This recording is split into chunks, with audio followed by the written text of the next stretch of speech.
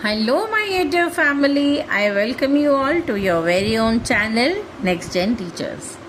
हम कर रहे हैं पेडागोजी ऑफ एसएसटी की तैयारी, बीएड फर्स्ट ईयर। आज हम करने लगे हैं सारे इम्पॉर्टेंट शॉर्ट नोट्स, तो ध्यान से पढ़िएगा। तो फर्स्ट हमारा जो टॉपिक है वो है ब्लूम्स टैक्सोनॉमी। ये इसका बहुत इम्पॉर्टेंट शॉर्ट नोट है। तो ब्लूम्स टैक्सोनॉमी में क्या होता है, पहले तो ये दिया गया था बेंजामिन ब्लूम के द्वारा। ब्लूम टैक्सोनॉमी जो दिया गया था वो दिया गया था बेंजामिन ब्लूम के द्वारा, और इसके अंदर जो है एजुकेशनल ऑब्जेक्टिव्स को 3 डोमेन्स में बांटा गया था। पहला था कॉग्निटिव डोमेन, जो कि नॉलेज बेस पर था, जो कि इंटेलेक्चुअल एबिलिटीज़ के साथ में डील करता था। सेकंड है अफेक्टिव, जो जिसे हम कहते हैं कि किसी भी इंसान का एटीट्यूड जिस तरीके का होता है वो। It relates to feelings, values, interest and attitude. तीसरा जो डोमेन था वो था साइकोमोटर, जो कि स्किल बेस्ड था। It focuses on physical and motor skills. Now it helps teachers formulate learning objectives. तो ये तीनों डोमेन्स क्या करते थे, अलग अलग तरीके से काम करते थे। कॉग्निटिव जो है वो दिमागी तौर पर जो है बच्चों को डेवलप करने में हेल्प करता था, और अफेक्टिव जो है वो बच्चों के एटीट्यूड को, उनके बिहेवियर को, उनकी वैल्यूज़ को डेवलप करने में हेल्प करता है। और साइकोमोटर जो है वो बच्चों के जो स्किल्स हैं, बेसिकली जैसे पेंसिल से लिखना और ये सब जो बेसिक स्किल्स हैं, मोटर स्किल्स, उनको डेवलप करने में हेल्प करता है। और टीचर को हेल्प करता है कि लर्निंग ऑब्जेक्टिव्स जो हैं वो फॉर्मुलेट कर सकें। It is useful in planning and evaluation, कि टीचर जो है इन डोमेन्स को देखते हुए जो है अपने लेक्चर की तैयारी कर सकती हैं, जो कि टीचर क्लास में पढ़ाने वाली हैं, उसको प्रिपेयर कर सकती हैं, उसकी प्लानिंग कर सकती हैं, किस तरीके से इवैल्यूएट करेंगी वो भी इसमें प्रिपेयर कर सकती हैं। It promotes holistic development of learners. तो इन तीनों डोमेन्स की वजह से जो है इंसान की ओवरऑल, ह्यूमन बीइंग की ओवरऑल डेवलपमेंट होती है। अब कॉग्निटिव जो है डोमेन के अंदर और भी इसके टाइप्स हैं, और अफेक्टिव के अंदर भी काफ़ी सारे टाइप्स हैं, तो ये मैं आपको लॉन्ग क्वेश्चन में समझाऊंगी। नेक्स्ट है हमारा लेसन प्लानिंग। अब लेसन प्लानिंग क्या होता है, लेसन प्लानिंग के अंदर टीचर जो है वो क्लासरूम के अंदर एंटर करने से पहले अपनी सारी चीज़ों को प्लान करती हैं कि किस तरीके से वो जो है चैप्टर को इंट्रोड्यूस करेंगी, किस तरीके से बच्चों की प्रायर नॉलेज चेक करेंगी, किस तरीके से वो बच्चों को एक्सप्लेन करेंगी, इंट्रोडक्ट करेंगी, इंट्रोडक्शन कैसे देंगी चैप्टर का, या फिर कौन से जो है टीचिंग एड्स यूज़ करने वाली हैं, या फिर कौन से टीचिंग मेथड्स या क्या टेक्नोलॉजी वो यूज़ करने वाली हैं, उसके ऊपर वो पहले ही प्लानिंग करके रखती हैं। सो लेसन प्लानिंग क्या है, a systematic plan prepared by the teacher before teaching. ये एक सिस्टमैटिक प्लान होता है जो कि टीचर के द्वारा बनाया जाता है बिफोर टीचिंग, टीचिंग से पहले। It acts as a road map for classroom instruction. तो क्लासरूम के अंदर पढ़ाते समय ये एक रोड मैप की तरह जो है गाइड करता है टीचर को कि इसके बाद में फिर क्या करेगी टीचर, उसके बाद में फिर क्या करेंगे। तो सारी चीज़ें टीचर जो है लेसन प्लान के अकॉर्डिंग पहले ही प्लान करके चलती हैं। It includes objectives, content, methods and teaching ads and evaluation. तो टीचर क्या क्या प्लान करती है कि ऑब्जेक्टिव्स क्या होंगे, कि जो मैं पढ़ाऊंगी बच्चों को, वो बच्चों को उसके अंदर क्या ऐसी चीज़ है जो समझ आनी चाहिए। तो टीचर क्या करती है, लर्निंग ऑब्जेक्टिव्स जो हैं वो पहले से ही प्रिपेयर करके रखती हैं कि मैं चाहती हूँ कि बच्चों को ये चीज़ में समझ में आए। नेक्स्ट है कंटेंट, की टीचर प्लान करते हैं कि क्या कंटेंट पढ़ाना है, फिर मेथड्स, कैसे वो कंटेंट पढ़ाना है, उसके बाद में टीचिंग एड्स की किस टीचिंग एड की सहायता से जो है कंटेंट को और बेहतर तरीके से समझा सकती हैं, वो डिसाइड करती हैं। और लास्ट में जो है इवैल्यूएशन, की टीचर ने जो भी पढ़ाया है उसको कैसे इवैल्यूएट करेंगी, ताकि ये पता लग पाए कि जो टीचर ने सोचे थे ऑब्जेक्टिव्स, लर्निंग ऑब्जेक्टिव्स, वो बच्चों ने अचीव किए हैं या नहीं according to the teacher. It ensures effective teaching learning. तो ये जो लेसन प्लानिंग है ये एक इफ़ेक्टिव टीचिंग लर्निंग प्रोसेस के लिए बहुत ज़रूरी होता है। It saves time and effort. तो ये क्या है, ये क्लासरूम के अंदर जाने के बाद में टीचर का टाइम भी सेव करता है, क्योंकि टीचर को उसी समय खड़े होकर के प्लान नहीं करना होता, ऑलरेडी सारा कुछ प्लान्ड होता है, सिर्फ एग्जीक्यूट करना होता है। तो ये टाइम भी सेव करता है और एफर्ट भी सेव करता है। नेक्स्ट है हमारा teaching aids in social science. Now material used to make learning meaningful and interesting. Teaching aid क्या होता है कि कोई भी कंटेंट, कोई भी लर्निंग जो है उसको मीनिंगफुल बनाया जा सके और इंटरेस्टिंग बनाया जा सके। उसके अंदर यूज़ होने वाली चीज़ों को, ऑब्जेक्ट्स को, टीचिंग एड्स को जो है, मटेरियल्स को, ये टीचिंग एड कहते हैं। एग्जाम्पल जैसे कि मैप्स हो गए, ग्लोब्स हो गए, चार्ट्स हो गए, मॉडल्स हो गए, या फिर एटलसेस हो गई, या फिर डॉक्यूमेंट्रीज हो गई। तो ये सारी चीज़ें जो हैं ये एसएसटी पढ़ाते समय जो है टीचर्स इन चीज़ों का यूज़ करती हैं ताकि बच्चों को अच्छे तरीके से समझ में आए ना। Increase students participation. इसके अंदर क्या है, जब टीचर मैप दिखा के या ग्लोब दिखा के बच्चों को पढ़ाती है, या इनमें से कोई भी चीज़ बच्चों को दिखा करके अगर पढ़ाती है, तो उसके अंदर बच्चों की इन्वॉल्वमेंट भी होती है। स्टूडेंट जो है वो पार्टिसिपेट करते हैं, प्रॉपर तरीके से फोकस करते हैं और चीज़ों को समझते हैं। It improves understanding and retention. तो इस तरीके से जब हम कोई टीचिंग एड यूज़ करते हैं सोशल साइंस में, सोशल स्टडीज़ में, तो ये एक तो अंडरस्टैंडिंग को बेटर करती है, और दूसरा किसी भी चीज़ को, किसी भी लेसन को लंबे समय तक याद रखने के लिए हमें हेल्प करती है। राइट, तो ये हो गया आपका टीचिंग एड इन सोशल साइंस। नेक्स्ट है आपका डिस्कवरी मेथड। अब डिस्कवरी मेथड क्या है, इसके नाम से ही पता चल रहा है कि कोई चीज़ डिस्कवर करना। ठीक है, तो डिस्कवरी मेथड जो है वो दिया गया था, it was developed by Jerome Bruner. Jerome Bruner ने जो है ये डिस्कवरी मेथड दिया था। इसके अंदर क्या है, students learn through exploration and investigation. इसके अंदर बच्चे सीधा सीधा ज्ञान नहीं लेते टीचर से। इस बच्चे जो होते हैं इसके अंदर एक्टिव होते हैं, एक्टिव पार्टिसिपेंट होते हैं, जो कि एक्सप्लोर करते हैं नॉलेज को और इन्वेस्टिगेट करते हैं चीज़ों को, ताकि उन्हें नई नॉलेज मिल सके। Teacher acts as a guide here. Now teacher don't act as a teacher और a lecturer here, she used to act as a guide और अ फैसिलिटेटर। तो टीचर क्या करती है, बच्चों को फैसिलिटेट करती है, गाइड करती है, लेकिन बच्चे खुद एक्सप्लोर करके और इन्वेस्टिगेट करके नई नॉलेज को गेन करते हैं। It encourages critical thinking and problem solving skills. तो ये जो डिस्कवरी मेथड है ये बच्चों के अंदर क्रिटिकल थिंकिंग पैदा करता है और प्रॉब्लम सॉल्विंग स्किल्स जो हैं वो बच्चों को सीखने में मदद करता है। नेक्स्ट है हमारा behavioural objectives. Behavioural objectives are statements that describe the expected learning outcomes in observable and measurable terms. They indicate what a learner should be able to do after instruction. तो behavioral objectives क्या बताते हैं कि बच्चों से जो चीज़ teacher expect कर रही है कि मैंने इतना बच्चों को पढ़ा दिया, ये लेसन मैंने समझा दिया, अब अगर मैं बच्चों से इस तरीके का कोई सवाल पूछूं तो बच्चे केपेबल होने चाहिए उसका आंसर करने के लिए, कि बच्चों को एटलीस्ट ये पोर्शन जो है चैप्टर का समझ आना चाहिए, या ये एक पर्टिकुलर जो टॉपिक टीचर ने पढ़ाया है वो इतना क्लियर होना चाहिए ताकि बच्चे उसका आंसर कर सकें। तो उसको हम कहते हैं behavioural objectives.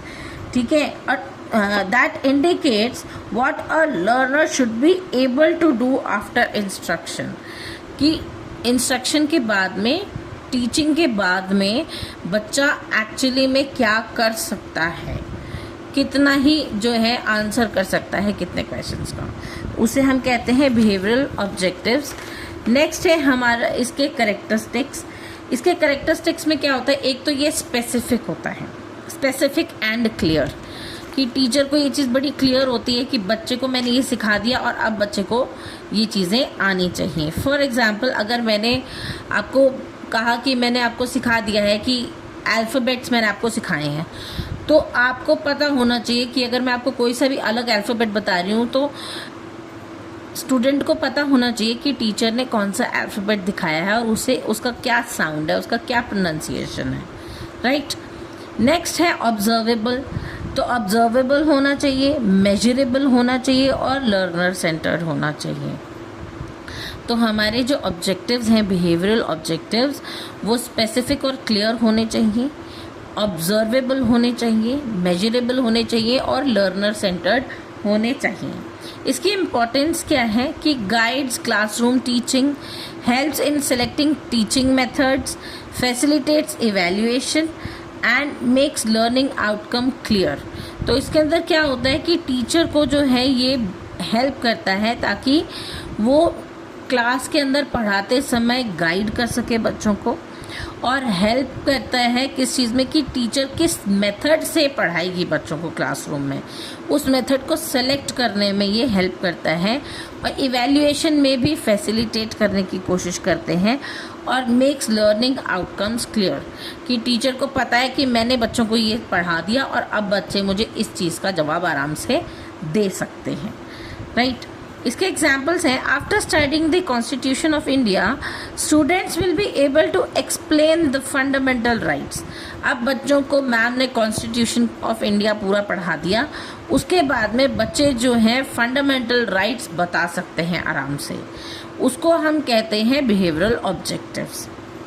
Conclusion, behavioural objectives ensure effective teaching and meaningful learning.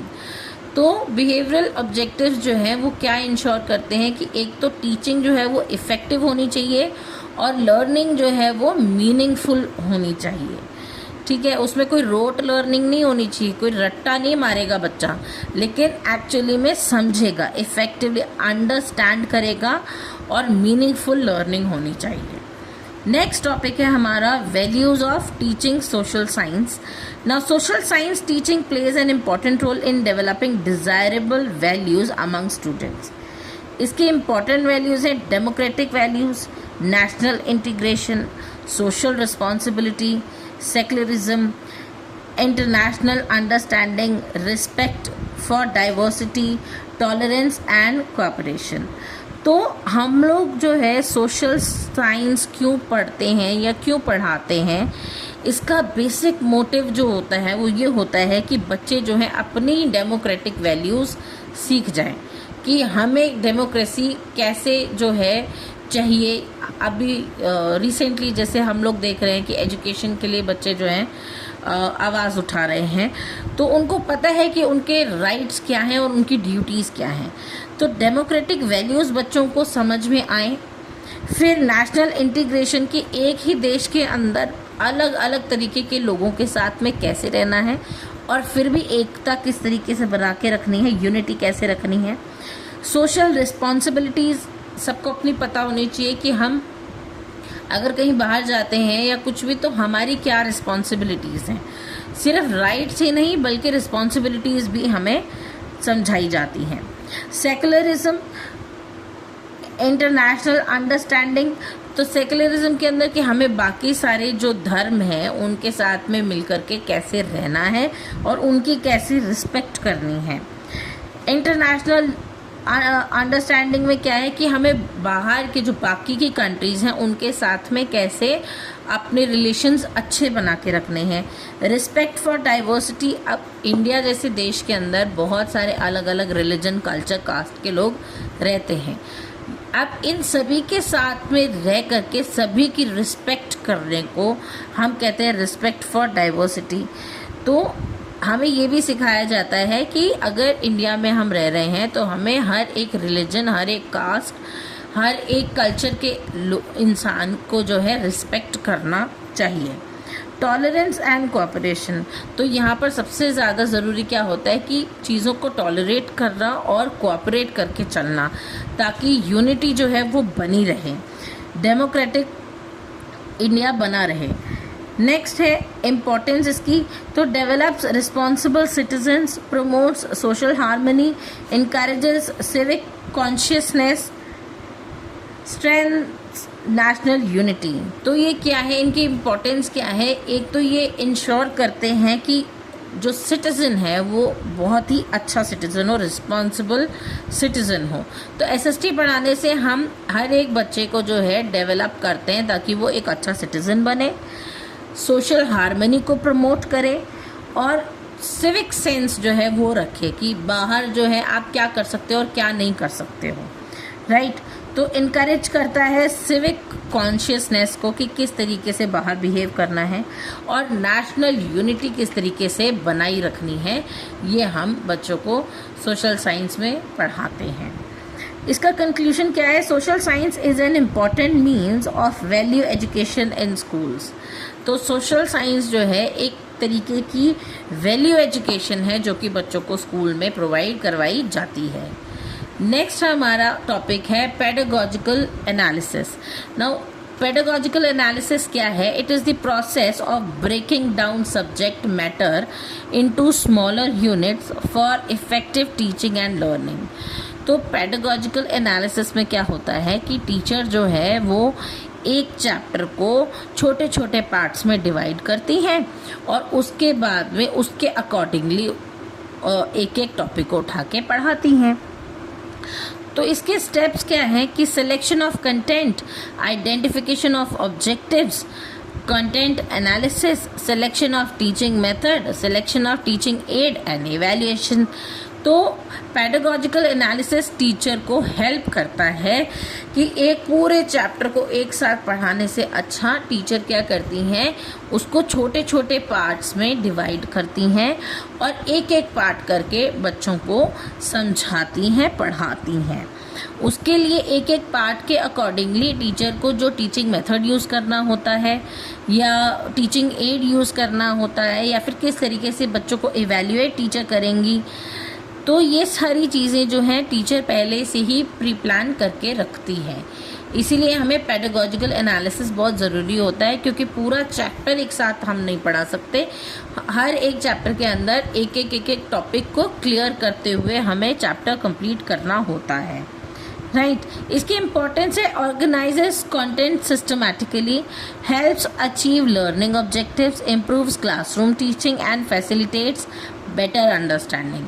तो इसमें क्या होता है कि एक तो ये जितना भी कंटेंट है उसको सिस्टमैटिकली अरेंज करता है, ठीक है जी, ऑर्गेनाइज करके रखते हैं। उसके बाद में लर्निंग ऑब्जेक्टिव्स जो टीचर सोच के रखती है कि by the end of the chapter या by the end of the content मैं अगर बच्चों से कोई क्वेश्चन पूछूं तो बच्चे उसको आंसरेबल होने चाहिए कि हाँ हमें ये आ गया। तो लर्निंग ऑब्जेक्टिव टीचर के बड़े क्लियर हो जाते हैं। फिर क्लासरूम टीचिंग बहुत इम्प्रूव हो जाती है क्योंकि टीचर को बार बार अलग अलग टॉपिक के अंदर जो है बच्चों को उलझाना नहीं होता। फिर ये क्या फैसिलिटेट करता है? It facilitates better understanding. इसीलिए एक कंटेंट जब बच्चा पढ़ता है तो उसको अंडरस्टैंड होती है, सारी चीज़ें समझ में आती हैं, सारी चीज़ें। तो एक चैप्टर को अलग अलग कंटेंट के हिसाब से टीचर जो है डिवाइड करती है, उसको सिस्टमैटिकली ऑर्गेनाइज करके उसके लिए जो जो मेथड्स, टेक्निक्स या फिर टीचिंग एड्स लगते हैं और इवैल्यूएशन किस तरीके से करवानी है वो टीचर पहले ही डिसाइड करके रखती है। इसीलिए पेडागोजिकल एनालिसिस होता है। नेक्स्ट है हमारा lesson planning. Now lesson planning क्या है? A lesson plan is a detailed plan prepared by the teacher before teaching a lesson. अब लेसन प्लान जो है एक तरीके की प्लानिंग होती है टीचर के द्वारा की गई, जो कि टीचर क्लासरूम में बच्चों को पढ़ाने से पहले करती है। फॉर एग्जाम्पल मैं अभी आपको ये समझा रही हूँ तो मैंने इससे पहले आपको अच्छे से समझाने के लिए वीडियो में पहले ये नोट्स बनाए हैं, पूरा रिसर्च किया है, नोट्स बनाए हैं। उसके बाद में मैं आपको जितना इजी वे में समझा सकती हूँ मैं आपको समझा रही हूँ, राइट। तो ये मेरी प्लानिंग है। इसी तरीके से टीचर भी जो है लेसन को प्लान करती है ताकि लेसन जो है टीचर जो है लेसन को पढ़ाते समय बिल्कुल कंफ्यूज ना हो। इसके कंपोनेंट्स होते हैं objectives, previous knowledge, teaching ads, presentation, evaluation और होमवर्क। तो सबसे पहले तो टीचर क्या करती है कि लर्निंग ऑब्जेक्टिव्स डिसाइड करती है कि मैं ये सिखाऊंगी तो बच्चों को ये चीज़ आनी चाहिए। फिर टीचर बच्चों की प्रीवियस नॉलेज चेक करती है सेम कंटेंट के बारे में कि बच्चों को पहले उस चीज़ के बारे में कितनी नॉलेज है। उसके बाद में टीचिंग एड्स जो है वो डिसाइड होते हैं कि टीचिंग एड्स क्या क्या लगेंगे एक पर्टिकुलर कंटेंट को समझाने के लिए। फिर टीचर किस तरीके से उसको प्रेजेंट करेगी, किस तरीके से इवैल्यूएट करेगी और बच्चों को क्या होमवर्क दिया जाएगा। नेक्स्ट इसकी इम्पॉर्टेंस क्या है, it ensures systematic teaching, saves time and effort, improves teacher confidence, enhances student learning. तो ये जो लेसन प्लानिंग है इसकी वजह से एक तो टीचिंग बड़ी सिस्टमैटिक हो जाती है, टाइम बचता है, एफर्ट बचता है और टीचर जो है और ज़्यादा कॉन्फिडेंट होके क्लासरूम में जाती है और बच्चों की लर्निंग जो है वो और ज़्यादा इन्हांस हो जाती है। इसके characteristics of a good lesson plan क्या है, क्लियर ऑब्जेक्टिव्स होते हैं, इसमें लॉजिकल सीक्वेंस होता है, स्टूडेंट सेंटर्ड अप्रोच होती है और कंक्लूजन में lesson planning is the backbone of effective teaching. तो लर्निंग ऑब्जेक्टिव्स जो बच्चे अचीव करते हैं उसकी बैकबोन होती है लेसन प्लानिंग। टीचर ने अच्छे से लेसन प्लान कर लिया, टीचर ने अपनी तैयारी कर ली, क्या मेथड यूज़ करना है, क्या टीचिंग एड यूज़ करना है, कैसे सवाल करने हैं बच्चों से, इवैल्यूएट कैसे करना है, क्या बच्चों को होमवर्क देना है। तो ये सारी चीज़ें जो हैं टीचर क्लासरूम में जाने से पहले प्रिपेयर करके जाती हैं, खुद प्रिपेयर होके जाती हैं ताकि वहाँ जाकर कोई कन्फ्यूजन ना हो और बच्चों के सामने टीचर और ज़्यादा कॉन्फिडेंट जो है तरीके से जाए ताकि बच्चे भी अच्छे तरीके से हर एक चीज़ को समझ पाएँ, याद कर पाएँ। राइट, नेक्स्ट है हमारा concentric approach. Concentric approach organises curriculum by revisiting topics at different stages with increasing depth and complexity. इसके फीचर्स हैं, starts with simple concept, progresses to complex concepts, repetition strengthens learning, suitable for social science teaching. अब इसके advantages हैं, ensures continuity, facilitates understanding and reduce learning difficulties. तो concentric approach क्या है कि teacher हर एक क्लास के अंदर हम लोग ग्रामर पढ़ते हैं, राइट, या अगर मैं सोशल साइंस की बात करूँ तो हम हर एक क्लास के अंदर इंडिया के बारे में पढ़ते हैं, राइट। तो उसके अंदर कभी हमें छोटी क्लासेस के अंदर हमें क्या पढ़ाया जाता है कि हमारे इंडिया का नेशनल फ्लैग कैसा है, हमारा नेशनल फ्रूट क्या है, नेशनल बर्ड कौन सी है, नेशनल एनिमल कौन सा है। उसके बाद में फिर सेम चीज़ फिर नेक्स्ट क्लास में हमारे को पढ़ाई जाती है कि अब हमारे पास जो हमारे इंडिया का जो तिरंगा है वो किस तरीके का है, ट्राई कलर है, तो हमें वो सिखाया जाता है। फिर उसके बाद में वो ट्राई कलर किस किस बेसिस पे है वो सिखाया जाता है। उसके बाद में धीरे धीरे बताया जाता है कि इंडिया के अंदर डेमोक्रेसी है, इक्वालिटी है, फ्रेटर्निटी। तो ये सारी चीज़ें जो हैं अबाउट इंडिया हम पूरे स्कूल टाइमिंग में सीखते हैं। सिर्फ एक ही क्लास में हम सिर्फ पूरा इंडिया के बारे में नहीं सीख जाते, हम हर एक क्लास में धीरे धीरे करके जो है इंडिया के बारे में सीखते हैं। तो कहने का मतलब same topic but with the deeper understanding and more knowledge about it, उसको हम कहते हैं कंसेंट्रिक अप्रोच। इसकी एडवांटेजेस ये होती हैं, एक तो ये क्वांटिटी जो है उसको इंश्योर करता है कि कंटिन्यूसली बच्चे जो हैं पढ़ रहे हैं किसी एक टॉपिक के बारे में, और फिर अच्छी अंडरस्टैंडिंग को ये फैसिलिटेट करता है और बच्चों की जो लर्निंग डिफ़िकल्टीज़ हैं उनको भी कम करता है ये, राइट। ये हो गया हमारा कंसेंट्रिक अप्रोच। इसके बाद में इसकी कुछ लिमिटेशंस भी हैं। It lead to repetition and boredom. तो बच्चे क्या है बार बार एक ही चीज़ को पढ़ के ना बोर हो जाते हैं कई बारी, तो वो भी हो सकता है कई बारी इसके अंदर। इसका कंक्लूजन है the concentric approach promotes gradual and systematic learning. तो कंसेंट्रिक अप्रोच जो है एक तो ये ग्रेजुअल और सिस्टमैटिक लर्निंग की अप्रोच रखती है। राइट। नेक्स्ट है हमारा स्पाइरल अप्रोच। अब स्पाइरल अप्रोच, स्पाइरल आपको पता है जैसे स्प्रिंग, कोई स्प्रिंग होता है ना, उसको हम बोलते हैं स्पाइरल, ठीक है। तो ये स्पाइरल अप्रोच जो है ये भी दी गई थी जेरोम ब्रूनर के द्वारा, और इसके अंदर उन्होंने इंश्योर किया था कि according to this approach concepts are taught repeatedly at different level of difficulties, features concept reappear throughout the curriculum, learning becomes deeper over time।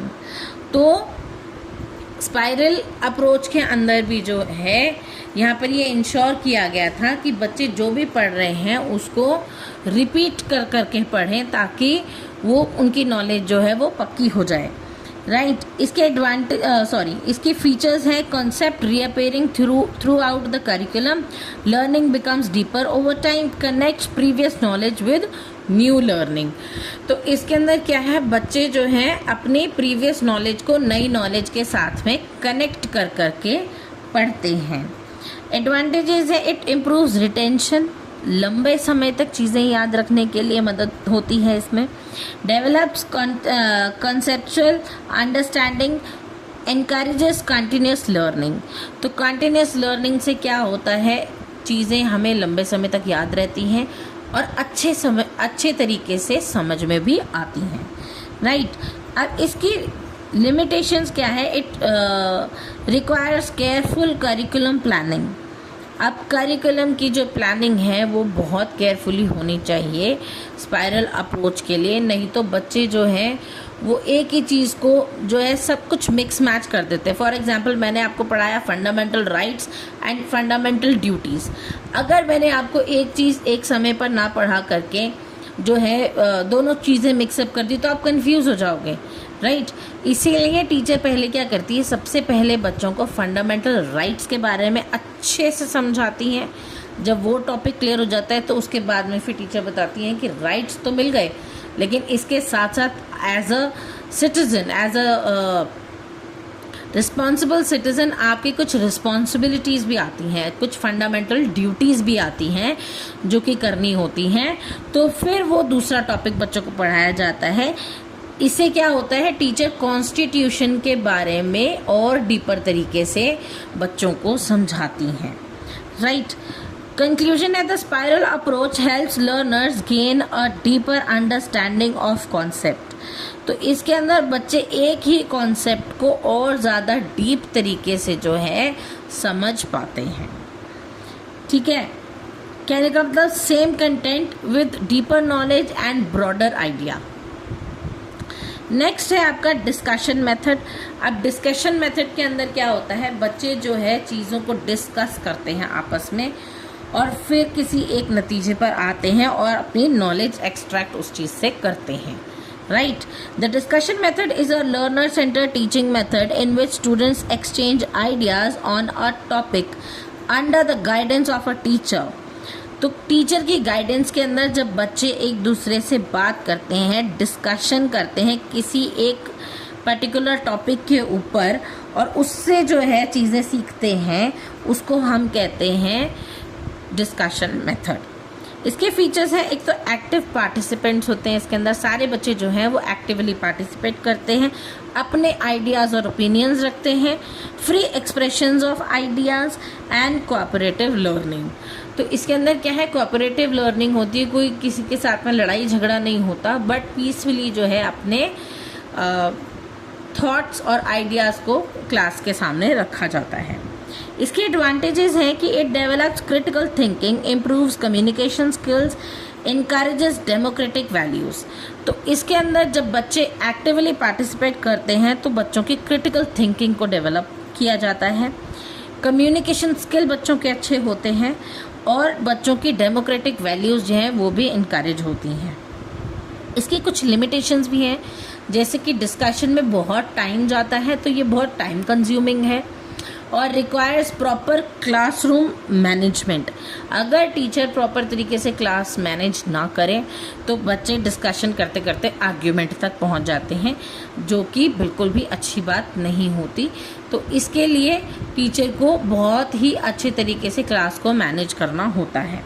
इसका कंक्लूजन है discussion method promotes active and meaningful learning. तो discussion method से जो है एक active तरीके की और मीनिंगफुल लर्निंग बच्चा करता है, ना कि टीचर ने बस लेक्चर दिया और बच्चे ने रट लिया, ऐसा नहीं होता। बच्चा इसके अंदर अपने ओपिनियंस रख के, एक दूसरे के ओपिनियंस को सुन के, जो चीज़ सही लगती है उस नॉलेज को जो है ग्रास्प करते हैं बच्चे। और इसके अंदर बच्चे सीखते हैं कि एक तो वो उनको फ्रीडम मिली हुई है अपने आइडियाज़ को एक्सप्रेस करने की, एक्टिवली पार्टिसिपेट करने की, लेकिन लर्निंग जो है वो कोऑपरेटिव तरीके से ही होती है। नेक्स्ट है हमारा फील्ड विजिट मेथड। अब फील्ड विजिट मेथड के अंदर क्या होता है, इसके अंदर टीचर जो है बच्चों को किसी न किसी फील्ड ट्रिप पर लेकर के जाती हैं। Now field visit is a method in which students learn through direct observation of real life situations. For example, अगर बच्चे म्यूजियम गए, किसी हिस्टोरिकल मॉन्यूमेंट गए, बैंक गए, पंचायत गए, तो ऐसी जगहों पे जाकर के बच्चे जो हैं खुद से चीज़ों को ऑब्जर्व करते हैं, और वो जो ऑब्जर्वेशन से कोई चीज़ें सीखते हैं उसके लिए बच्चों को फील्ड विजिट मेथड के हिसाब से पढ़ाया जाता है, राइट। इसके एडवांटेजेस क्या होते हैं? It provides first hand experience. बच्चे खुद चीज़ों को एक्सपीरियंस करते हैं, जो कि उनको थ्योरी और प्रैक्टिकल जो है उसको कनेक्ट करने में हेल्प मिलती है, और अपनी लर्निंग जो है वो लंबे समय तक याद रख पाते हैं बच्चे। It develops observation skills. बच्चों की ऑब्जर्वेशन स्किल्स अच्छी होती हैं। It increases interest in learning. जब बच्चे कोई चीज़ खुद से जो है ऑब्जर्व करते हैं तो बच्चों की ऑब्जर्वेशन स्किल्स भी अच्छी होती हैं और बच्चों को लर्निंग में इंटरेस्ट भी आता है। इसकी लिमिटेशन क्या है? कई बारी जो है इन जगहों पर जाने से थोड़ा सा कॉस्टली भी हो सकता है, इसलिए ये लिमिटेशन है कि कोई जगह ऐसी है जो कि कॉस्टली भी पड़ती है, और ये बहुत ज़्यादा टाइम कंज्यूमिंग भी है कि फील्ड ट्रिप के ऊपर किसी को बच्चों को ले जाना और वापस लेकर के आना, और फिर काफ़ी सारी चीज़ें हैं, तो ये थोड़ा कॉस्टली भी होता है, टाइम कंज्यूमिंग भी होता है, इसके लिए प्रॉपर प्लानिंग लगती है, तो ये इसकी लिमिटेशंस है। लेकिन पॉजिटिव साइड ये है, एडवांटेजेस ये हैं कि इसके अंदर बच्चों को फर्स्ट हैंड एक्सपीरियंस मिलता है, बच्चे खुद से चीज़ों को ऑब्जर्व करते हैं और नए काफ़ी समय तक जो है उसको याद रख पाते हैं, क्योंकि वो अपने प्रैक्टिकल और थियोरेटिकल नॉलेज को रिलेट कर पाते हैं आपस में। तो इसका कंक्लूजन क्या है? Field visits make social science learning realistic and meaningful.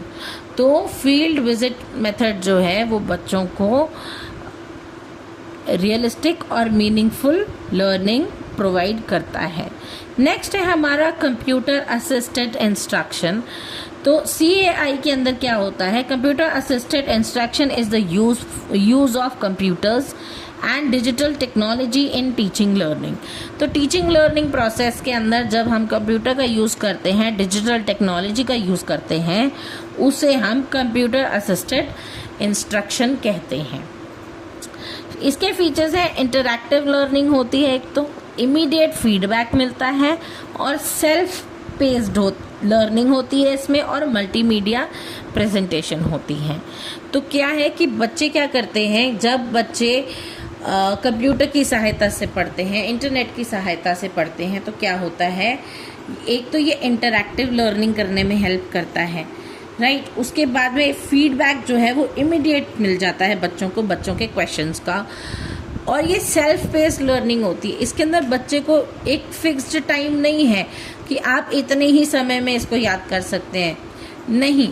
इसके अंदर बच्चा जब चाहे अपना फ़ोन उठा के कंप्यूटर से या लैपटॉप से जो है इंटरनेट पे जाके अपने कोई भी क्वेश्चंस, कोई भी क्वेरीज जो हैं वो पूछ सकता है, और उनको क्विक फीडबैक मिलता है, क्विकली उनको आंसर मिलता है, और वो किसी भी समय जो है पढ़ाई कर सकते हैं। उनके लिए इसके अंदर कोई समय निर्धारित नहीं होता है, राइट। और ये फिर मल्टीमीडिया प्रेजेंटेशन होती है इसके अंदर, जो कि बच्चों को बड़ी एंगेजिंग लगती है, और उनको जो चीज़ एंगेजिंग लगती है उसके अंदर वो ज़्यादा फोकस कर पाते हैं, और बच्चों को चीज़ों को याद करने में और लंबे समय तक याद रखने में हेल्प मिलती है।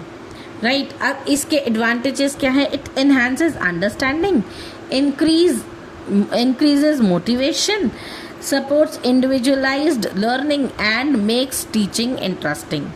तो क्या होता है कि एक तो ये अंडरस्टैंडिंग बेटर करता है, मोटिवेट करता है बच्चों को, सपोर्ट करता है इंडिविजुअल लर्निंग को कि आप अकेले बैठ करके भी पढ़ सकते हो, और टीचिंग को जो है और ज़्यादा इंटरेस्टिंग बनाता है। इसकी लिमिटेशंस क्या है? एक तो रिक्वायर्ड टेक्निकल फैसिलिटीज़ और मे बी एक्सपेंसिव। तो इसके अंदर क्या होता है कि हर एक तरीके की टेक्निकल फैसिलिटीज़ जो है बच्चों को प्रोवाइड होनी चाहिए, जो कि हर जगह पर नहीं हो सकती। दूसरी बात कि कुछ लोगों के लिए तो ये बहुत आसानी से अवेलेबल होता है, एक्सेसिबल होता है, लेकिन कुछ बच्चों के लिए ये थोड़ा एक्सपेंसिव होता है और वो इस चीज़ को जो है नहीं एक्सेस कर पाते। राइट। तो इसका कंक्लूजन क्या है? CAI, that is computer assistant instruction, is an effective modern teaching strategy. ये आजकल के दौर में मॉडर्न स्ट्रैटेजी है, मॉडर्न टीचिंग स्ट्रैटेजी है, जिसके अंदर टीचर जो है बच्चों को कंप्यूटर द्वारा पढ़ाती है। राइट। नेक्स्ट है हमारा ओपन बुक एग्जामिनेशन। अब ओपन बुक एग्जामिनेशन के अंदर क्या होता है? An open book examination allows student to consult textbooks and reference materials while answering questions. इसके अंदर बच्चों को एग्जामिनेशन के टाइम पर जो है अलाउ किया जाता है कि बच्चे अपने टेक्स्ट बुक से कंसल्ट कर सकते हैं, या फिर जो भी रेफरेंस का मटेरियल वो कैरी कर रहे हैं उसको वो जो है उससे कंसल्ट कर सकते हैं और अपने क्वेश्चन का आंसर दे सकते हैं। इसके फीचर्स क्या है? It focuses on understanding, encourages analytical thinking and reduce rote memorisation. इसके अंदर बच्चा रट्टा नहीं मार के आता। इसका मेन मोटिव ये होता है कि बच्चा रट्टा मार के कोई चीज़ ना पढ़े, बल्कि हर एक चीज़ को फोकस के साथ में समझे, और बच्चे की जो एनालिटिकल सोच है, थिंकिंग है, बच्चा सोच सके कि क्या चीज़ कितनी सही है, कैसे याद करनी है। तो वो सारी चीज़ें जो हैं एनालिटिकल थिंकिंग में आती हैं और बच्चे की वो चीज़ इनकरेज होती है ओपन बुक एग्जामिनेशन की वजह से। इसके एडवांटेजेस होते हैं, एक तो test application of knowledge, reduces examination stress and promotes problem solving skills. तो एक तो सबसे बड़ी बात कि बच्चों के प्रॉब्लम सॉल्विंग स्किल्स बच्चों को प्रमोट करता है ये, कि बच्चे सिर्फ प्रॉब्लम को लेकर ही नहीं बैठे रहते, उसका सल्यूशन ढूंढने के लिए भी एफर्ट करते हैं। तो इसीलिए एक तो ये प्रॉब्लम सॉल्विंग स्किल्स को प्रमोट करता है बच्चों के। दूसरा कि एग्ज़ाम के समय होने वाले स्ट्रेस को ये रिड्यूस करता है। तीसरा कि इसके अंदर जो है टेस्ट किया जाता है कि नॉलेज की जो एप्लीकेशन है वो कितनी अच्छी है। ठीक है जी। नेक्स्ट इसकी लिमिटेशंस क्या है? It requires carefully designed questions, students में डिपेंड एक्सेसिवली ऑन बुक्स। तो एक तो इसका जो क्वेश्चन पेपर बनाया जाता है वो इस तरीके से बनाया जाए, केयरफुली बनाया जाए, ताकि उसके अंदर जो बच्चे मटेरियल कैरी कर रहे हैं या फिर जिस चीज़ की पढ़ाई है वो बच्चे आराम से आंसर कर सकें। दूसरी चीज़ कि इसके अंदर बच्चे बहुत ज़्यादा कई बारी बुक के ऊपर डिपेंडेंट हो जाते हैं, जो कि अच्छी बात नहीं है। इसका कंक्लूजन है open book examination is a modern approach that emphasises understanding rather than memorisation. तो इसके अंदर क्या है कि बच्चों को हर एक चीज़ समझ के जो है याद करने के लिए मोटिवेट किया जाता है, प्रमोट किया जाता है, रादर देन बच्चे जो है रोट लर्निंग करें या हर एक चीज़ को मेमोराइज करते फिरें। तो वो चीज़ यहाँ पर बिल्कुल भी प्रमोट नहीं की जाती। ओपन बुक एग्जामिनेशन के अंदर ये इंश्योर किया जाता है कि बच्चे हर एक चीज़ को अंडरस्टैंड करके और फिर क्वेश्चन के आंसर्स दें, ना कि कोई चीज़ बच्चों ने याद कर ली या रट ली और फिर क्वेश्चन का आंसर एग्ज़ाम में लिखाएं। तो ऐसा नहीं होता। फॉर एग्जाम्पल, मैं अगर आपको अभी वीडियो के माध्यम से हर एक टॉपिक को अच्छे से समझा रही हूँ, तो मेरा मेन मोटिव यही रहता है कि आप हर एक टॉपिक को समझें, हर एक ये जो शॉर्ट नोट्स हैं इसको इस तरीके से समझें, इंग्लिश और हिंदी दोनों लैंग्वेजेस में, ताकि अगर आपको ये क्वेश्चन चाहे 4 मार्क्स का शॉर्ट नोट में आए, चाहे 16 मार्क्स का लॉन्ग आंसर में आए, आप उसको लिखने के लिए कैपेबल बन जाइए। ठीक है, तो इसीलिए ये मेरा मेन मोटिव रहता है। और ओपन बुक एग्जामिनेशन में भी यही होता है कि बच्चे जो है ज़्यादा से ज़्यादा चीज़ों को सिर्फ याद करने की बजाय उनको समझ पाए, ताकि एग्जैक्ट जगह पर जहाँ पर वो यूज़ होने चाहिए, उनकी एप्लीकेशन जहाँ यूज़ होनी चाहिए नॉलेज की, वहाँ पर वो कर सकें। तो ये थे सारे शॉर्ट नोट्स। आई होप आपको समझ आए होंगे। अगर आपको मेरी वीडियोस अच्छी लगती हैं तो please do like, share it with your friends. अच्छे कमेंट्स करके मुझे मोटिवेट करना ना भूलें। और अगर आपको लगता है कि कोई और शॉर्ट नोट भी है जो आपके एग्ज़ाम में आ सकता है और आप समझना चाहते हैं, तो आप वो भी मुझे कमेंट पे लिख सकते हैं। मेरे चैनल को सब्सक्राइब ज़रूर कर लें, क्योंकि आने वाले लॉन्ग आंसर क्वेश्चंस की जो वीडियोस हैं वो आपको मिल जाए आसानी से। मिलते हैं अगली वीडियो में, तब तक के लिए थैंक यू।